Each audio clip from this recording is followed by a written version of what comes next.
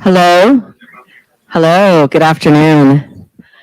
Thank you all so much for being here with us in our double-header lecture series on this very special May the 4th Thursday.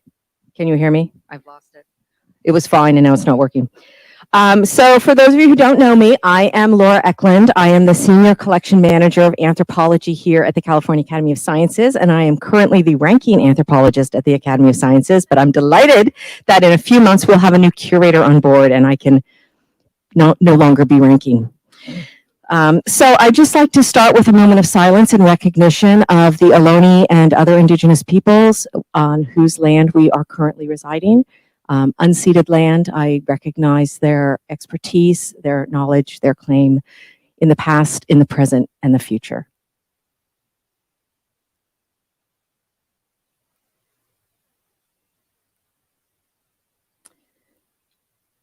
So, speaking about the past, we are going to talk about the ancient past here on Earth. I'd like to welcome. Can you hear me? I feel like it's not, okay. I'll just shout. I'll shout, and if it's not working, that's fine. It's good thing it's a friendly audience in here. I would like to welcome Dr. Carol Ward, who has come to us from the University of Missouri in Columbia, which is their main campus. She is the curator's distinguished professor of pathology and anatomical studies. And she specializes in the evolution of apes and early hominids with a focus on the fossil record in East Africa and South Africa. She's co-leading the West Turkana Paleo Project, which is a paleontological fieldwork project in Kenya, aiming to find fossil evidence of early hominids and their environments. That's a great place to look for those remains. So without further ado, I'd like to welcome Dr. Ward to share her work.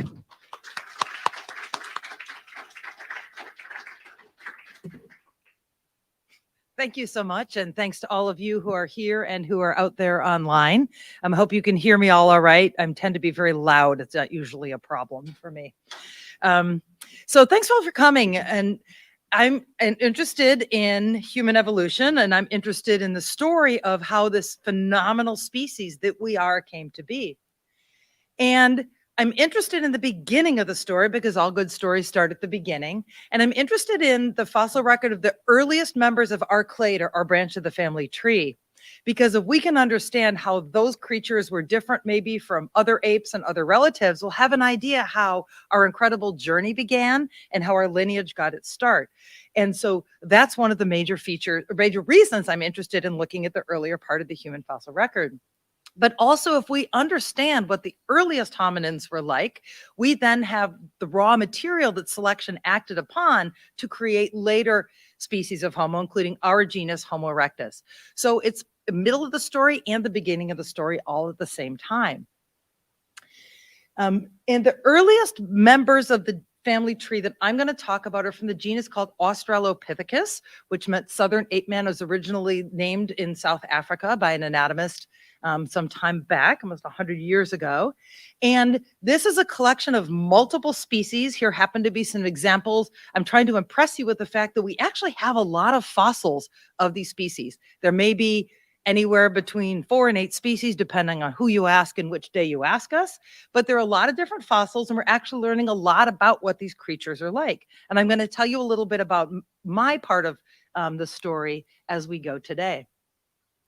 So when we're looking at our evolution, we can look at the diversity of apes that live in the world today, and all of them are very similar animals, except for one.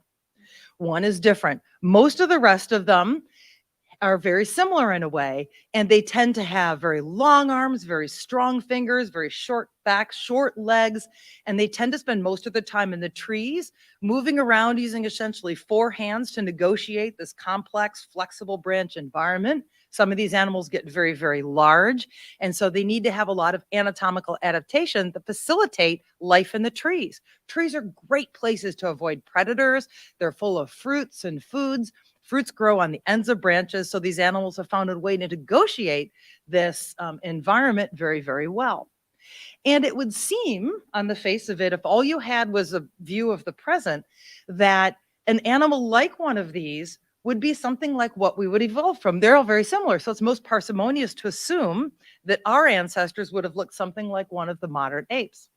Now, that either is or isn't true, but it's very significant because when great apes in particular come to the ground, they have these huge, heavy upper bodies, these huge, big, long arms and hands, these very stiff backs that I'll talk a lot about today.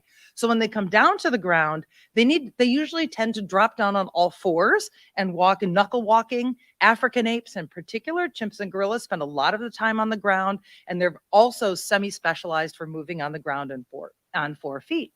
So it's natural to assume, looking at the present, that in fact, our ancestors would have been something like a modern great ape. We know that apes evolved over 20 million years ago from animals that walked on all fours up on tops of branches, much like monkeys do today.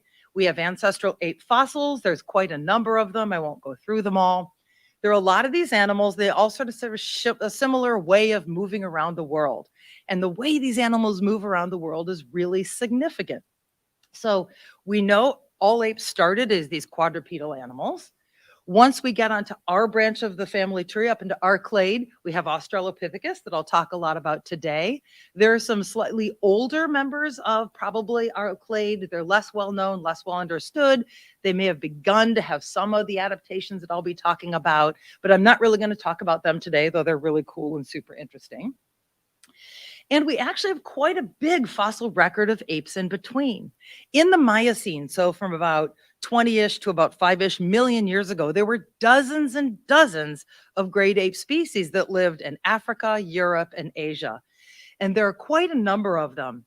In the early Miocene, these are these above branch quadrupedal stem hominoids, I'm calling them for the sake of simplicity. We move up to maybe 12 to 15 million years ago. In the middle Miocene, we start seeing more of these animals. And then towards the end of the Miocene, we tend to start to see ones that are more closely related, perhaps, to African apes and humans. Anybody who does any cladistics is probably rolling their eyes about now at my flippant use of brackets to work these in. There's a lot of debate over the details of the specific phylogenetic relationships among all these groups. But for my purposes today, the main point is that not a one of these fossil apes is as specialized in its locomotor adaptations, if you will, as modern apes are. None of them look as specialized as the living taxa. What we have is a series of probably relic populations, in a way, of apes that are alive today. And that colors our interpretations and our understanding of the trajectory of changes that led to our ancestry and also to the evolution of all these other groups. For example, we have one ape here that's pretty plausibly related to modern orangutans, and it's still walking around above branches for the most part. Most of these middle Miocene apes that fit somewhere in here, if you like, they're still not particularly specialized for climbing trees. And only in the very latest species that tend to be in Europe and Asia do we start to see animals that are starting to do things we would consider, from our present day lens, more apey, moving around in the trees upright using their forelimbs. So when we put all of these other apes into our picture and we try to then look at parsimony to try to interpret what our ancestors would be like, the water gets much, much muddier. And there's indications, this is a spoiler, that maybe modern apes are not our best model for how for what our ancestors would have been like, our last common ancestor, at least, that would have shared with chimps. But maybe there was something a little bit more primitive in a way, if you'd like to use that word. But it affects our understanding of the trajectory changes that led to Australopithecus in humans. So there are new fossils and new understandings that we have about how these animals were built and how they put together and maybe how they moved. And I'm going to talk a little bit about an example from Australopithecus. What is some of our current understanding? And I'm also going to talk about a little bit of the Miocene. I promise you not too much, or we'd be here until next Thursday. So I'm going to talk about body shape, because it turns out that body shape is really important for understanding how animals move around in the world. We think of limbs, we think of walking on feet, we think of grasping with our hands, we look at limb proportions. We think a lot about limbs when we're trying to understand how a fossil animal that doesn't have a modern analog may have moved around. But it turns out body shape is really significant. So if we look at this gorilla here, this is my poster child for apes right now, and you compare that to a human, you can see quite a few differences. First of all, the gorilla has this really long pelvis, a very, very short lumbar spine in their lower back, and an almost cone-shaped rib cage that really reaches right down to that pelvis. That torso is very, very stiff. It doesn't move at all. What this does for the gorilla or the orangutan or the chimpanzee is it provides a very stiff platform for all of the muscles of the upper limb that they use as they're moving around in the trees, pulling themselves around by their upper limbs. And again, it means that makes it more difficult for them to stand up and move around on 2 feet when they are on the ground. We'll talk more about that later. Humans, on the other hand, have this nice short pelvis, this nice long spine, this nice waist, and we use that to swivel our hips as we move around. Human bipedality is very smooth and efficient. We can walk long distances without expending a lot of energy compared to many animals. And it's our body build of our trunk that's really important for the fluidity of our motion and the efficiency of our bipedal gait. It's very different from what we see in a modern gorilla or chimpanzee. And if you go to your probably favorite biological anthropology textbook and you look at what Australopithecus body shape would have been, you might see something like this. This is based on some reconstructions that were done quite a long time ago by Peter Schmid, before we had a lot of the fossils that we now have today. And you can see the pelvis here looks very human-like. We had fossil pelvises, so we're pretty sure about that. Wasn't a lot of information back then on the lumbar spine. It probably wasn't just a rod. And then you had this very sort of cone-shaped rib cage, which at the time was not a terrible reconstruction. And if you sort of use your mind and you fill in the soft tissues here, you might imagine that Australopithecus would have had not much of a waist, sort of maybe sort of big pot belly, if you will, and would have been built very different from a nice body build like we have with a waist in the middle. And this reconstruction's been really significant because it's been used to infer gut size and diet in fossil ancestors, and there'd be changes inferred from these sorts of things, in addition to locomotor reconstructions and so forth. So it's been really significant, but we have a lot of fossils that have come in since these reconstructions were made. We have, for example, several partial spines of Australopithecus. And what we can see, all of them show evidence of these distinctive human spinal curvatures. I won't go through all the evidence for you, that allows us to get our body weight up over our 2 feet for efficient balance when we're walking around upright on 2 feet, as opposed to being hunched over in this nice arc that you see in the chimpanzee here, or pick your favorite quadruped. We have a number of these different spines, and we can definitely see the presence of these curvatures. We can also see that there would have been 5 lumbar or non-rib bearing lower back vertebrae, just like us. So the vertebral column is very, very similar to ours in many ways. And there's a lot of anatomical minutiae that support this interpretation. For those of you from Cal Academy that remember Zariah Alamzeged's very famous fossil that he discovered called from the Dakika site in Ethiopia. This is a child skeleton, nearly 3.4 million years old. And it's remarkable because it has a huge part of the vertebral column preserved. And we can see that from other specimens, we have the full complement of 5 lower back vertebrae. This shows us that there were only 12 thoracic or rib-bearing vertebrae. And that's significant because a lot of apes, African apes, tend to have 13. So it's another indication that the Australopithecus torso shape would have been really much more human-like than perhaps like something you'd see in a chimpanzee. This is the first partial torso skeleton of Australopithecus. It was found in the 60s. This is Robert Broom, and this is the block of breccia that this came from. These fossils are found in South African caves, and they come out in basically hunks of brick with bones in them. You can kind of imagine there's a little bit of a pelvis there, and this beautiful specimen was contained in this block. It was prepared out many years ago, and we have this pelvis and vertebral column from this individual. But they're also a big, like with most fossils, there's a box of fragments that are in the same drawers. And we went through these and we were actually able to identify ribs. And ribs are significant because they're small, they're friable. We don't tend to see them very often in the fossil record, and they actually can convey some information. Now, any of you who's not maybe as nerdy as me is looking at this and thinking, well, that's pretty underwhelming. Some of these aren't even very big. It's like, I was really excited about this. But it actually turns out to be significant. So this is a thoracic skeleton of a chimpanzee. Again, you see the cone-shaped rib cage, if I get my pointer to work, short lower back, very long pelvis. And when you look at the way those ribs attach to the vertebral column, they will attach at the one place, right, the vertebral body here. And there's another attachment here in what's called the transverse process. And that's locked down. There's a synovial joints. They move a little bit.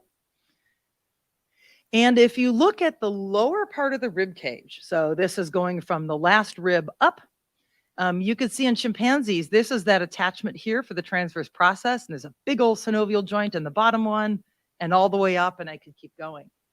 When you look at us, we have two what are called floating ribs. These are ones that people like Scarlett O'Hara would get removed. They have very small waists, but they don't really have a strong articulation with the transverse process. What this does is it makes them just a little bit more mobile. They're not locked down there by a lot of fibrous tissue. And we can see this is the Lucy skeleton, the famous Lucy from Hadar, Ethiopia, 3 million-year-old hominid.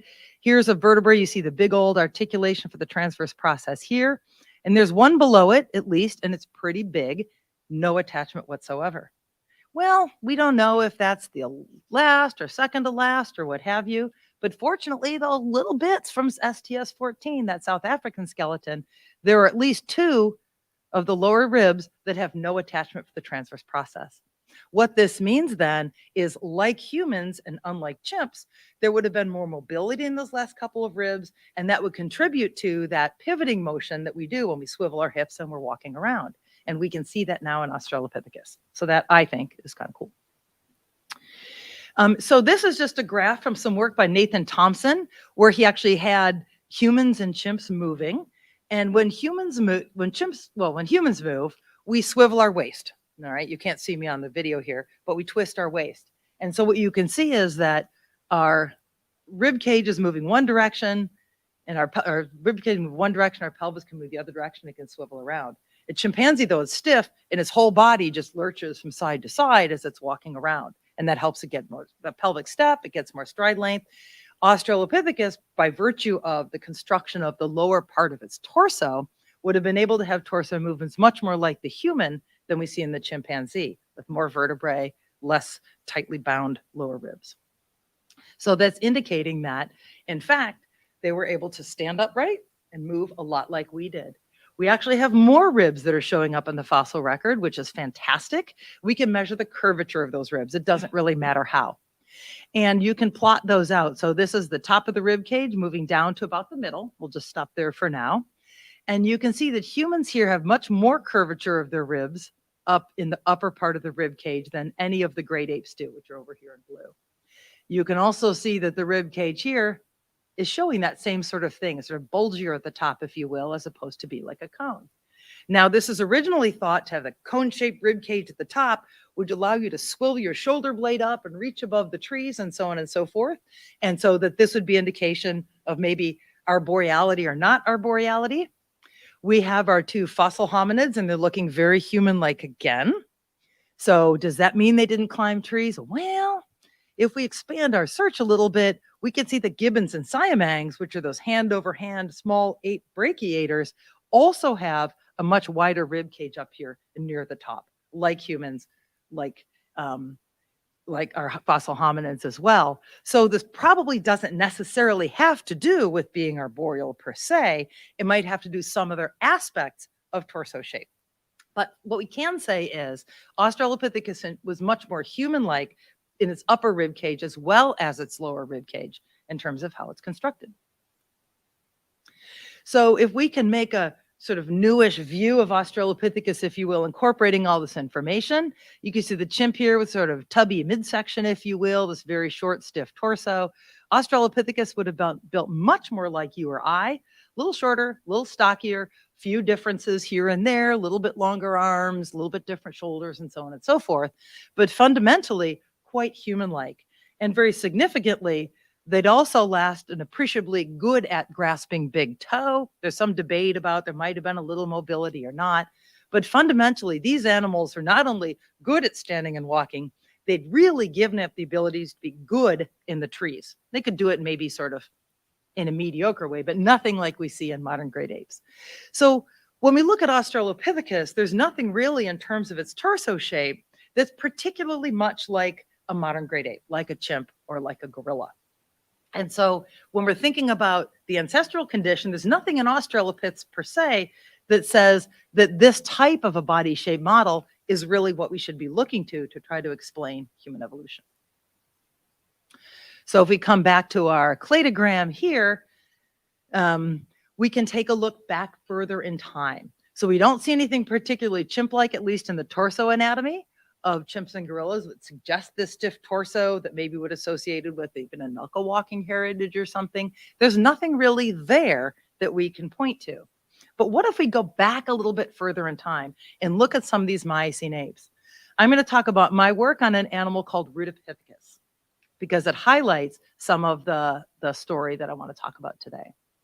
So to do this, I'm going to go back many, many years ago, essentially, not just to my dissertation, but in my dissertation where I took advantage of the work of Adolf Schultz between the 30s and the 60s, really came up with most of the stories. And I've been telling this story for a really long time.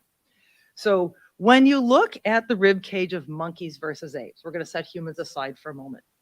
When we look at something like a monkey that's walking around above branches, or an ape that's moving around orthograde, holding its body upright under the trees, monkeys tend to have a very narrow rib cage. The shoulder joint is facing straight down to the ground, which helps that monkey move around in its quadrupedal locomotor way that it likes to do, where the apes have this broad thorax, which moves the scapulae around, so they're facing out to the side, which facilitates adduction movements and climbing around in the trees. This is the story we've been telling for all of this time, is that this movement to reorient the shoulder joint has changed the shape of the body. My dissertation, there you go, it was a little while ago now. And the pelvis here is thought to mirror this shape of the torso. So it's much wider in these apes. You sort of have the whole iliac blades are turned and flared around, and in response, it's all about the shoulder. Okay, that's how the story's gone. The other aspect of the torso that's significant when we're trying to look at apes and monkeys is going to be the length of that spine. Monkeys have an even longer than ours lumbar spine. It's very flexible, like you can see this longer drinking here, as opposed to the stiff shape that you see in the great apes. And so if those Miocene apes were built had torsos much more like the gorilla here, that would give us one hypothesis of the changes that led to Australopithecus, as opposed to something that was a little bit more monkey-like or like those early Miocene apes. So this becomes a really significant question. And I perhaps made the mistake of continuing to work on this problem, and I've changed a lot of my understanding of why it's all happening, and we'll walk you through that a little bit. I embarked on a project quite a few years ago now where we went and collected CT scans of cadaveric specimens of primates, and we were able to look at the whole torso altogether, because it's really annoying to study things like vertebrae and ribs, and you go to the museum and there's a box of them all rattling around at the bottom of the box, and you got to figure out how they fit. They don't fit together. It's really hard to study. So CT scanning has been really terrific for enables to visualize the variation that we see. And I hope you're impressed at how much variation there is in terms of length of the pelvis, length of the spine, width of the whole thing. But it also lets us to quantify and compare body shape differences among taxa. And so if we look at these sort of a top-down view, I know these look like Burgess Shale animals to probably most people. This is sort of almost a bird's eye view of the rib cage and pelvis here. And these are monkeys up here in blue, and they do seem to have a narrower rib cage than the apes down here on the bottom, and humans looking pretty much like an ape in this case. So that kind of seems to fit our hypothesis of shape differences. That all works. And if you look carefully, you can see in orange here, I've colored in the top part of the pelvis, the iliac blades. And you can see here, they seem to be more flared out, if you will, in the apes compared to the monkeys. So this is looking like a case of, yeah, we already knew that, right? Well, yes, it's true. But there's going to be some nuances here that I think are really significant, and I'm going to walk you through that. So we can take a bunch of landmarks on these intact torsos for people who like actual data, and we can do a principal components analysis of all these different shapes. And this shows us apes are over here with a much sort of broader rib cage. You see the ribs are very curved than we tend to see in the monkeys. And there's more information in this, but we'll just move off it. But it does seem to support metrically that, in fact, what we're seeing with our eye is true. So, okay, nothing's changed so far. Thinking about it, a number of studies have come out over the last few years that show, Lapke Chan was able to show, for example, that monkeys and apes have about the same range of shoulder mobility as each other, even though there's really different torso anatomies, which tells you, which makes me wonder about the root cause of these rib cage shape differences. We also know that scapulae vary tremendously. And I showed you those graphs showing that how, at least at the upper part of the rib cage, gibbons and humans had a pretty similar shape. There's gibbons and humans, and the scapula and shoulders are very, very different. So shoulders are really interesting. They're really cool. They're really important, but they're not as tightly tied to rib cage shape as we have always thought. So what is going on? Well, when we look at this rib cage here, what we see is that here's the human, or the hominoid, pardon me, which is just an ape, and the rib curves way back from the vertebral body. The center of motion's up in the vertebral body. It arches way back and then curves around. And so we can think of the vertebral body being invaginated into that thoracic cavity.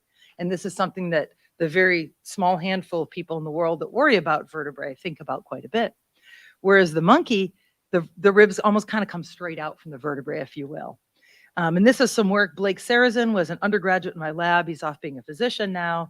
He measured all this for us. And so if we look at the first thoracic vertebra, we can see, yeah, there's a little more invagination in humans and the apes here. And these are sort of more four-limb dominated climbing spider monkeys from South Africa. Or South America, not South Africa, South America, I knew that. We can look in the middle of the rib cage and near the bottom of the rib cage. And each time we can see that hominoids do, in fact, have the shape. They have moved that vertebral column into the rib cage, or if you want to think about it, they've pulled the posterior part of the ribs back away from the vertebrae. And what this does is this increases the moment or the leverage for all of the muscles that are supporting your back. They're called erector spinae, straightening the spine muscles, and they're further back. So effectively, you have to do use less energy to get the same amount of work done holding everything in place. And so they are more invaginated, but the rib cage actually isn't wider. And when my postdoc brought this to me, Emily Middleton, I said, do it again. Do it again. I'm sure you must be doing something wrong, but just don't worry about any of the details here. It's not super important. But going from the first, third, fifth, moving down the rib cage, monkeys are in blue here, blue triangles, apes are in purple circles, and then humans we're not too worried about at the moment. But at the top of the rib cage and at the bottom of the rib cage, apes aren't actually wider.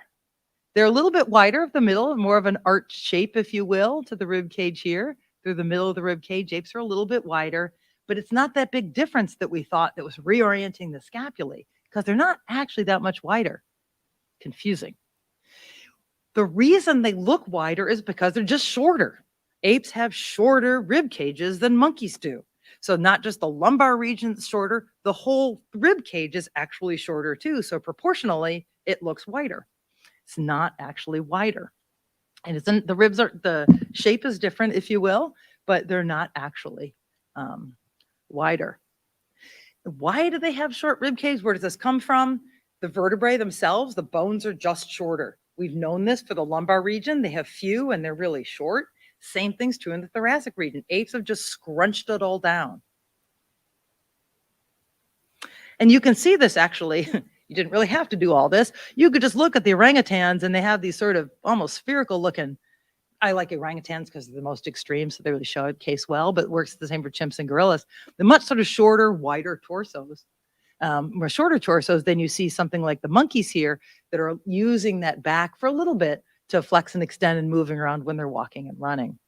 So what apes have done is they haven't necessarily widened the rib cage, they've shortened it, and they've changed the geometry. Even when we move a little bit further south and look at the pelvis, and after the great apes, the rib cage is right next to that pelvis. Even when we get down there, we can see, I've changed my color scheme, sorry about that. Monkeys are now the sort of reddish color. Apes are up here in greenish. Humans we're not paying attention to. And these New World monkeys, I color differently. That's okay. Doesn't matter. Everybody's pelvis is just about as wide. So that idea of widely flaring pelvis also isn't working. What happens is there's a lot of positive allometry, which means as you get bigger in body size, you become disproportionately shaped, wider. So here's a gibbon, so it's a Cocker Spaniel sized animal, and a chimpanzee and a large male 300-pound orangutan here. And you can see as they're getting larger, the geometry of the ilium, the upper part of the pelvis, is changing. So great apes look different from monkeys, partly just because they're big. So there's a big size component here. And as you get larger and larger, the pelvis gets wider and wider. So it's not so much a locomotor difference, this is a size effect. Very confusing.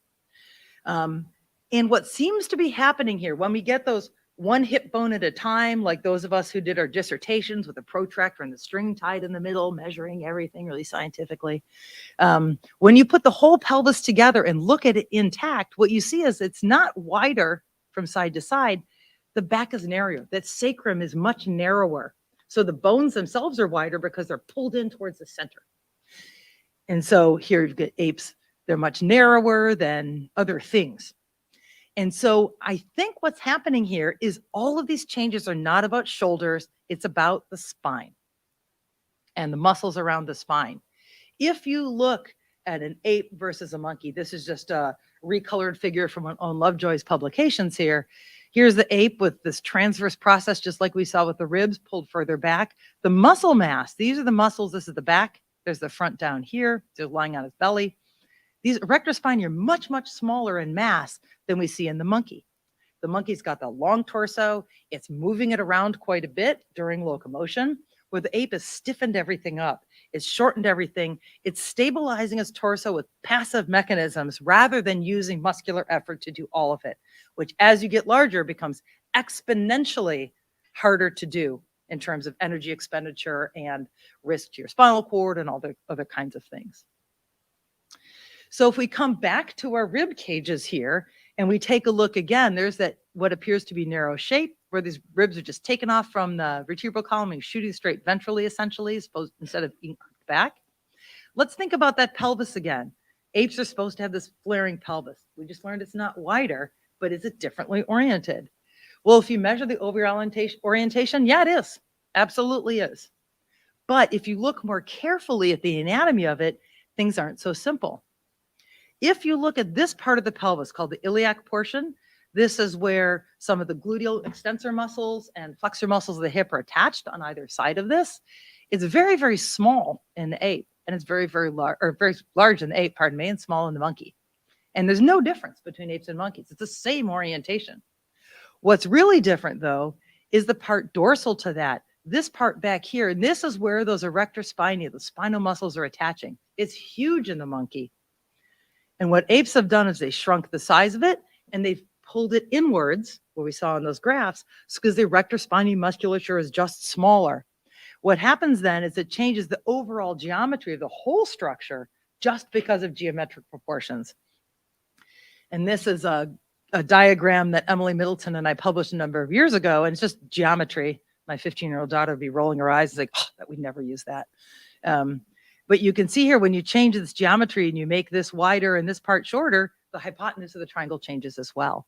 So what we've been seeing all those years, people like me saying that there's this change in the pelvis, there is, but it's not what we thought. And we could see that by looking at this whole thing in 3D and put together. Well, there's the muscle colors in there too, because I think is responsible for this whole thing.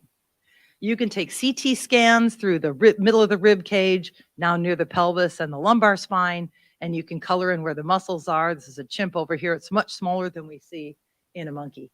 And so you can also see, again, this vertebral invagination, which muscles aren't smaller, but they're further back, so they get extra leverage, like the big kid, you know, with a big kid and a little kid on the teeter-totter, little kid's got to move pretty far out to do the same amount of work. Because you have more leverage.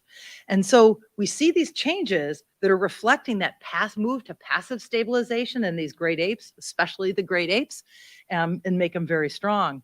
And why are these other changes taking place? I don't really know. It could be, though, that when you make the rib cage shorter, there's a lot of things inside your torso, organs and so forth inside there. And it could be that as you make it all shorter, you need to change some of the geometry. So if you have, for example, enough room for, say, your lungs, which we know scale isometrically with body mass. And so some of these shape changes could be a volumetric consideration. As you're stiffening that spine, you have to change some shapes to fit everything else in. And I don't really have good data on this. It's amazing how much I can't find in the literature about monkey lungs, but there could be some basic geometric things here. But what we can say is that the variation we see in torso morphology is related to locomotion, but not as we thought. Apes have shorter but not wider rib cages. This doesn't seem to be particularly tightly related to what's going on with the upper limb. And together, this whole torso as one unit works to provide a stable platform for these forelimb-dominated arboreal animals. And some of the other features may be related to these length differences and passive stabilization. So there still is a locomotor signal, but the why reason is changing. So how is this useful to get back to what I told you I was going to talk about? I'll talk about this ape called Rudopithecus. It lived in Hungary about 10 million years ago. It's plausibly closely related to the African ape and human clade. You can ask different people, they'll give you different answers to that, but it's somewhere in there. And it's cool because there's this pelvis. And the pelvis is great, but it's missing the top part, it's missing the middle parts, and it's kind of broken up. But fortunately, we can use sort of some new 3D, non-landmark based CAD ways of looking at this and make some comparisons. And this is just sort of a quick summary of what we can tell from this. So here's an ape over here, the siamang. It's hanging by its branches. It's got a huge amount of hip mobility to reach around in the trees compared with the monkey that's walking above branches.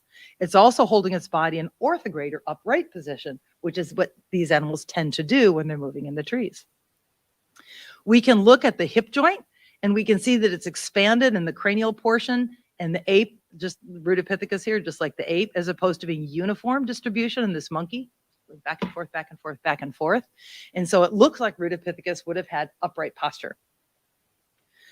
Ashley Hammond, when she's a curator of biological anthropology at the AMNH, when she was a graduate student, she came up with this nifty way of digitally articulating the thigh and the pelvis together, was able to determine that the range of motion of Rudopithecus would have been very much more like the siamang than you see like this monkey over here. So it would have had flexible hip joints, upright posture, which means that this reconstruction might not be too far off of what we're seeing. But what about the pelvis and the torso? Well, we can measure how widely flaring that iliac blade is at upper part of the pelvis by fitting circles to it. And sure, it seems to be flaring pretty much. These are all apes down here. It seems to be pretty much like an ape there. That's good. We can also measure the orientation of that overall part of the iliac blade. And sure enough, it's pretty rotated like you would see in a great ape. In the parts preserved, it's missing the top, but it still works. What's weird though is the pelvis isn't long. It's looking sort of ape-like, modern great ape-like, recited African ape-like. This is good, but it's short. It's shorter than a lot of monkeys. It's a really short little pelvis. And so this gave us another year's worth of consternation before we get the thing published, trying to figure out what this all means. And again, it comes back to allometry. So here's the monkeys over here, and here's apes over here. This happens to be a chimp, the long pelvis, very flaring at the top, and so on and so forth. These are gibbons and siamangs. These are the lesser apes, the hand-over-hand brachiators. They're more sort of cocker spaniel size than great ape size. And in fact, if you take Rudopithecus, it's almost in parts preserved, a dead ringer in some ways, in the upper part of the pelvis at least, for a siamang. So what does this mean? Well, I told you already there's a lot of allometry. As you go from a gibbon to a large great ape, you can see the lower back gets shorter, the pelvis gets apparently wider, but we know that's everything's getting short. Lumbar spine gets smaller. And when we look at the body size of Rudopithecus, just like most other Miocene apes for some reason, they're much smaller than modern great apes are. They're a little bit bigger than a siamang, but not much. And so the anatomy fits exactly what we would expect of a modern ape of its size in terms of torso morphology. So coming back to our tree again, we know from the fossil record that everyone was pretty much doing the above branch quadrupedal thing up through about the middle Miocene, except for newshounds. Maybe there's an ape called Merodopithecus that was in the news recently. Another story I'd be happy to talk about later, which means that gibbon siamangs may have evolved the suspensory adaptation independently. Orangutans may have evolved their arboreal suspensory adaptations independently. And then it makes you wonder, well, what about gorillas and chimpanzees? Because if they did it independently, that would have real implications for reconstructing the ancestral morphology from which we evolved. Well, it's only then towards the end of the Miocene, you're getting close to the time where you're getting animals that are plausibly related somewhere to great apes and humans. They're starting to probably behave in more sort of modern ape-like locomotor ways, if you will. And each of these apes obviously has their own flavor to what they do in the trees. I'm over emphasizing their similarities here. But these are animals that are probably starting to be more orthograde, to do more climbing, more forelimb dominated behaviors. Many of them have longer arms and longer curved fingers and some other things. But they weren't really built like chimps or gorillas or orangutans. Even when we get to some of those earliest members of the hominin clade, like Ardipithecus reconstruction shown here, they're not necessarily particularly, we don't have a lot of the information in here, this is definitely a reconstruction, but they don't really have anything particularly chimpy, if you will, about their torso anatomy. The pelvis is short and so on and so forth. So even those are not really reinforcing an idea that, at least in terms of the torso, that chimps or gorillas are maybe the best model for the last common ancestor that we would have shared with chimpanzees. And a lot of this may have to do with body size. Great apes are ridiculously large animals. They're huge, and they live in the trees, and they eat fruits that live in the smallest branches of the trees, and they move from tree to tree as best they can. Chimps and gorillas are spending a lot of time in the ground due to their habitat. Orangutans probably didn't used to until we were eating too much Nutella and growing palm oil. But they're very, very large. And so they're anatomically very specialized. To be able to move around in the trees like this at a large size increases the mechanical requirements of being able to do this grow exponentially as you get larger and larger. And that's what the great apes have done. Whereas these Miocene apes, these are just a few random reconstructions here, may have behaviorally been fairly similar, but because most of them weren't quite as large in body size, they were not as specialized anatomically, at least in the core part of their body, to being able to do this. So this brings us back to the age-old question of human evolution. Why did we stand up from all fours? And this is where I should, the Leakey Foundation people are throwing at me things about me, their logo. But if we assume that we evolved from an ancestor that was very chimp-like, we imagine, like the old Time Life, early 1970s, late 60s diagrams here, that we would have stood up from all fours to become biped. We know Australopithecus were good bipeds. Whether they're exactly like us or not, we can argue about. But this question has fueled a lot of speculation as to why we stood up from all fours. What was it? Why? But if we look at the fossil record, and we remember that chimps and hominids have been evolving for just as long from an ancestor, if we imagine for a moment as a thought experiment that an ancestral morphology may have been more like one of these later Miocene apes, not necessarily Rhodopithecus, but there are other Pithecuses from that time period. And we imagine that chimps got larger and larger and larger, and were still largely ripe fruit specialists. They evolved these anatomical specializations to maintain that lifestyle with increasing body size, for whatever reason that happened, I don't know. And our ancestors perhaps did something different. So at the end of the Miocene, the beginning of the Pliocene, there was a global cooling and drying. Forests are shrinking, grasslands are expanding, animals are having to make different choices. And it could very well be that the early hominins, when they had to move from tree patch to tree patch, moved on the ground like they did in the trees, which is mostly upright, which they could do because they didn't have all the extreme anatomical specializations we see in great apes. And maybe that was the foundation for the origins of bipedality. So I always like to imagine that maybe the question we shouldn't be asking is, why did we stand up from all fours? But why did we never drop down on all fours to begin with? Might be wrong, might be right, not sure. But I think there are a lot more and more evidence is suggesting this is the case. And if anybody was here at Cal Academy when I did a Leakey Foundation lecture, I think in maybe 2014 or so, I was pitching some of this then. There's a lot more evidence now. And the closer we look at things, the more nuanced it's becoming. But the more I think that this is at least a good question to be asking of all of the data. So I will leave it there and say thank you to these and probably a whole bunch of other people that didn't make it onto the slide. I thank you all for sticking it out with me today, especially if you did another talk this morning. And I hope at least that you have maybe a new way to think about things when you're thinking about early hominids and late apes and our evolutionary history. And so I will leave it there and say thank you.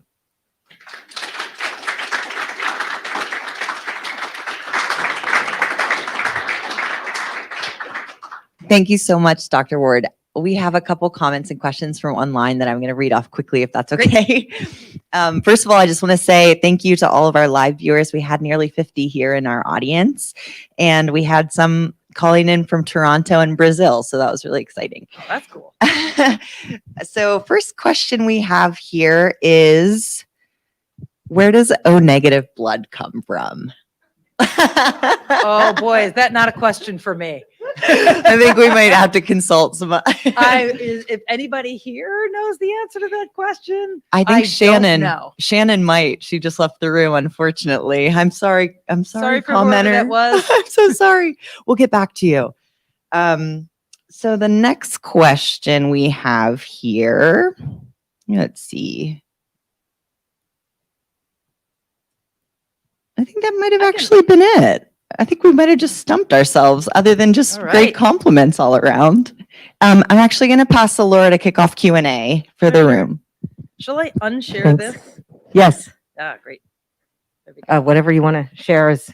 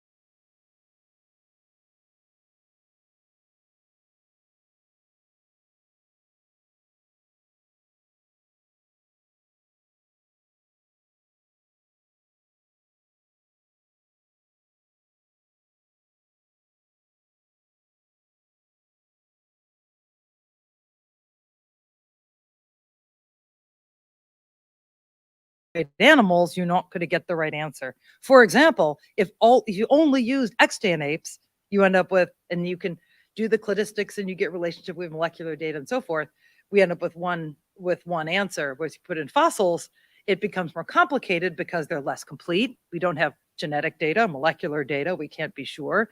We have morphology sometimes from one or small number of body parts, which means you're only really looking at a very sort of impoverished data set to make it happen. So the way I view cladistics, it's a great way to generate hypotheses of relationships, but it should never be taken as the be all and end all answer, if that's an answer. Yeah.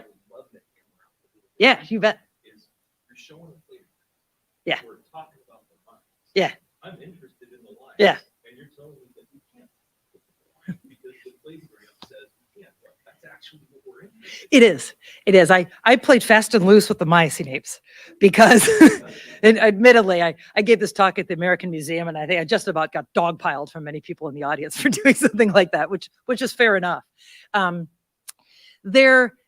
There are hypotheses of relationships among all of these fossil apes. A lot of them are quite disputed, partly because the fragmentary nature of the fossil record means that you can make your cladogram this way or this way, and it's equally parsimonious.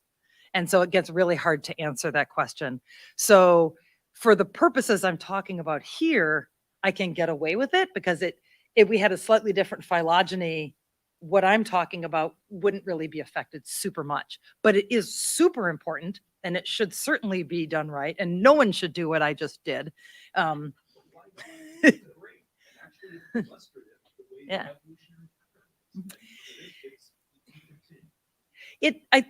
As with all things in science, I think it depends on your question and how you're using the data.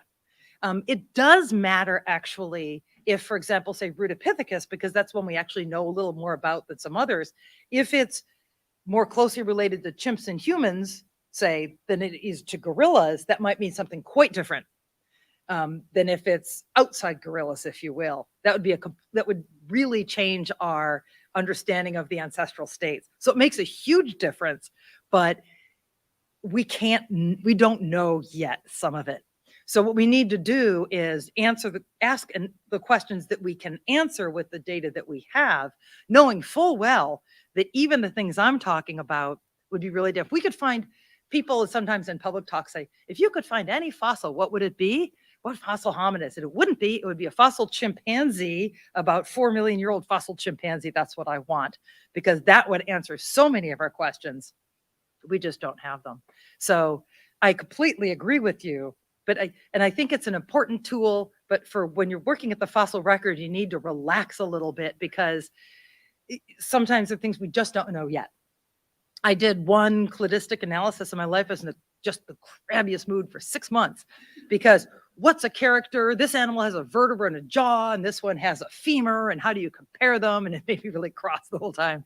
But it's important and we need to keep at it. But we also have to just, if we don't know, we need to sort of say, well, if this, and see if we can get somewhere that way. Maybe any cladists out there are probably rolling their eyes or shaking their fists at me or something, but that's the best I can do anyway. It's a wonderful tool and it's the right tool, but there's only so much we can do. When you work with fossils and there's little things that, I have a friend who studies dinosaurs, like it's big, beautiful skeletons, and I told him, so, oh, look at this fossil I found. He's like, you even collect this stuff? We'd be saying who could throw it further across the river. Like, no, we can get a lot of information out of these. So we do what we can, as you know. Yeah. We have a couple of questions that have come in from our online viewers. So one viewer says, thank you so much. In your opinion, what has been the most significant methodological or technological advance in regards to studying the Jurassic form in extant and fossil apes and hominins? I would have to say, at least from my perspective, 3D visualization tools, CT scanning, 3D visualization and analysis has been the technology there has been growing leaps and bounds, and it has really enabled us to see things in new ways. When I started this, I was just picking up one bone at a time with my literally protractor with a string tied in the middle, measuring angles and things. And you get one picture, but when you can see the whole animal and how it's put together, and eventually seeing all the muscles, for anybody who's gets to hear me again tomorrow night. I'll be giving a public talk, and we're actually looking at 3D visualization. You can see muscles and inside muscles, and you can see a lot of other things in animals. And I think that kind of technology is going to really help us, for people at least who are trying to look at bones and make sense out of bones, because animals are more than just bones, or their behavior, first of all, which we have to try to figure out what we can say intelligently about it. But certainly be able to see all the soft tissues, how everything puts together, is really important. I would also say experimental work on modern animals is really wonderful for seeing how modern animals work and how that's related to their anatomy. We can pull some of that information back to the fossil record. And so those to me are the sort of new ways we're going to get moving forward. There's a lot of engineering modeling that people can do actually to look at forces. And if something's built this way and an animal behaves a particular way, it's going to put forces through that bone. And could that bone actually withstand those forces? Or were they doing something else that the forces came the other way, for example? So I think all of those 3D visualization, analysis, CAD drawing, musculoskeletal modeling, making animals move, building them the way you think they would have, and see how they move. There's tremendous advances in this. And I think the tools that we have to take back to the fossil record are just growing exponentially. It's really exciting. Another online viewer says your talk was very interesting. Do you have any thoughts on the driving force for the ape-monkey split, specifically along the line of the ape-hominid specialization when facing fewer trees? Sure. The ape-monkey split's a really interesting one, and we don't actually know it particularly well. When I say monkeys, there are platyrine monkeys that live in South America that are not that probably branched off well over 35 million years ago-ish or so. And then there's monkeys that live in Africa and Asia called cercopithecids, and those are the sister group of apes.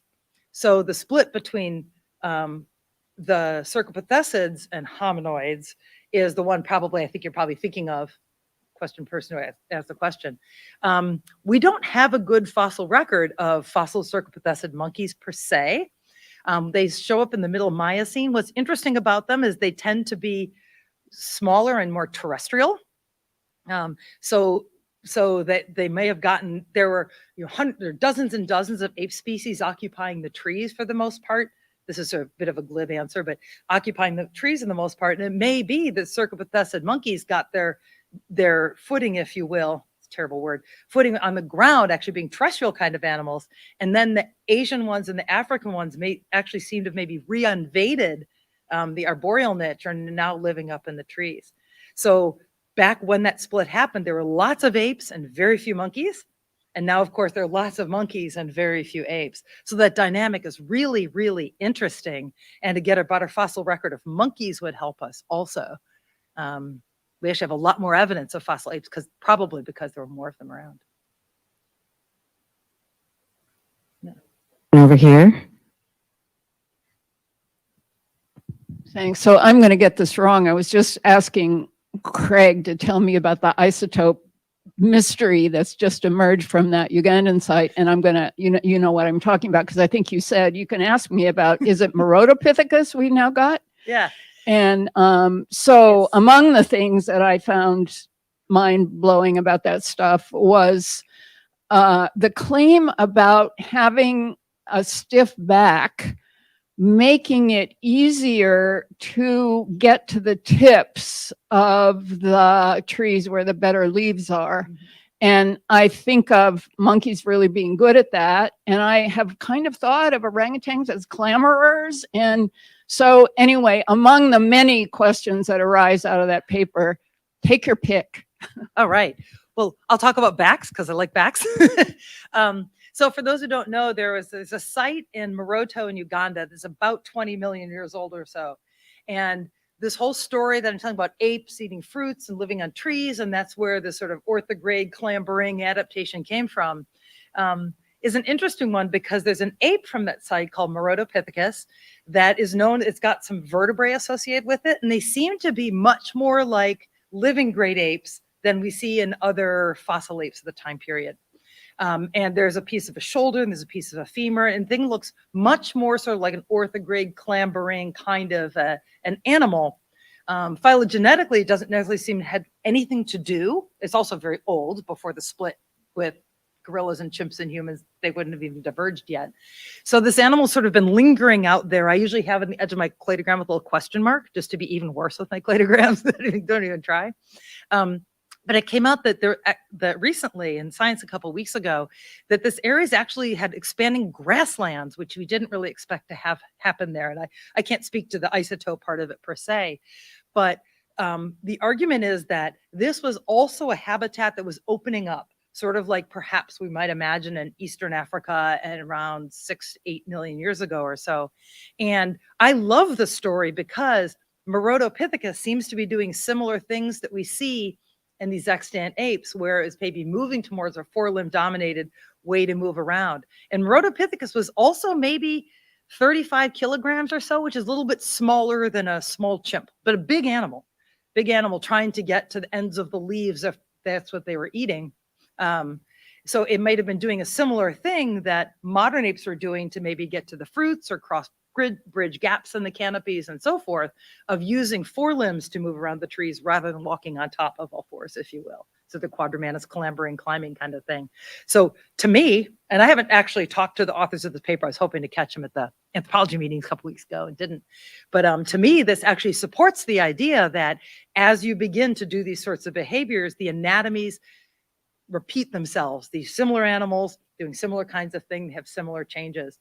We know that some South American monkeys, spider monkeys, which have prehensile tails, they're a different kettle of fish in some ways. They also move around using their forelimbs more in the trees, and they converge upon apes in some of these morphologies that I've talked about today. So to me, that Merodopithecus story is really exciting because it confirms the link perhaps between being able to move around a tree. If you're a big animal, you're walking on tops of the branches, you can't get out to the ends of them, right? Very particularly well. So you have to find another way to do it. And I think Merodopithecus was doing the same sort of thing. So